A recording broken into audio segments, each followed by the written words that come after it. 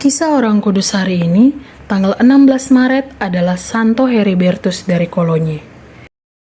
Ajarilah kami bahasa cinta-Mu, agar kami dekat padamu ya Tuhanku.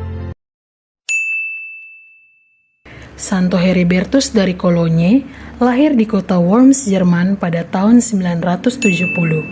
Ayahnya adalah seorang bangsawan kota Worms bernama Hugo.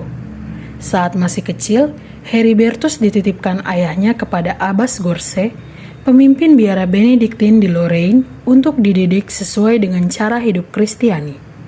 Pendidikan dan cara hidup di biara itu berhasil menanamkan dalam batinnya hasrat yang kuat untuk menjalani hidup membiara. Namun cita-citanya itu tidak direstui oleh ayah dan sanak keluarganya. Heribertus segera dipanggil pulang ke istana Worms agar tidak lagi terpengaruh oleh cara hidup membiara. Namun rencana Tuhan atas dirinya tak terselami manusia. Meskipun orang tuanya berusaha keras menghindarkan dia dari cita-cita hidup membiara itu, ia tetap menunjukkan kesalehan hidup yang mengagumkan. Melihat cara hidupnya itu, keluarganya akhirnya mengalah dan merelakan Heribertus untuk menjadi seorang biarawan Benediktin. Ia kemudian ditabiskan menjadi imam. Oleh Raja Otto III, Heribertus diangkat menjadi penasehat pribadi baik dalam kehidupan politik maupun kehidupan rohani. Prestasinya terus meningkat dengan pengangkatannya sebagai Vikaris Jenderal Keuskupan Cologne, lalu diangkat menjadi Uskup Agung Cologne.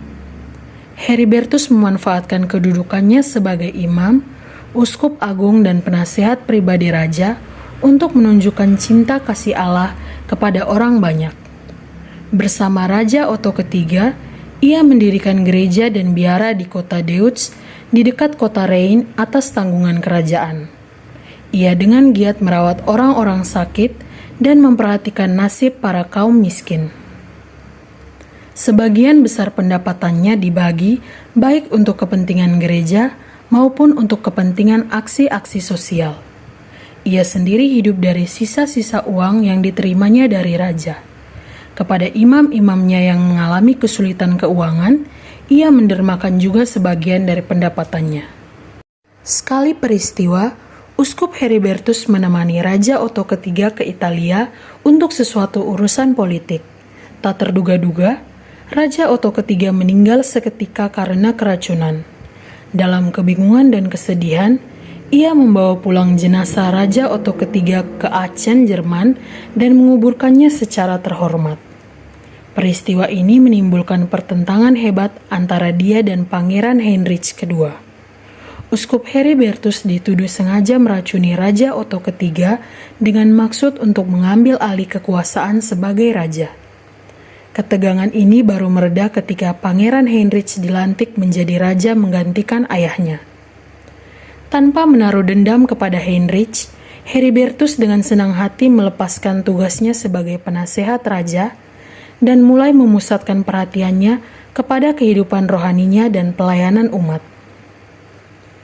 Ia mulai lebih banyak berdoa dan melakukan silih. Dalam khotbah-khotbahnya, ia menghimbau agar umat bertobat dan percaya kepada kerahiman Allah. Kepada imam-imamnya, ia mengadakan kunjungan-kunjungan pastoral dan menggalakkan pembinaan rohani untuk meneguhkan mereka dalam panggilan dan karyanya. Uskup Heribertus dikenal sebagai seorang uskup yang saleh dan sayang pada umatnya. Ia sudah dihormati sebagai seorang kudus bahkan pada saat ia masih hidup. Ia juga dikenal sebagai seorang pembuat mukjizat. Salah satu mukjizatnya yang paling terkenal adalah pada saat bencana kekeringan terjadi di keuskupannya, Bapak Uskup Heribertus mempersembahkan misa khusus dan memohon agar bencana kekeringan ini dapat segera berakhir. Hujan pun turun dengan sangat lebatnya hanya beberapa saat setelah selesai misa. Santo Heribertus tutup usia pada tahun 1021 karena serangan penyakit.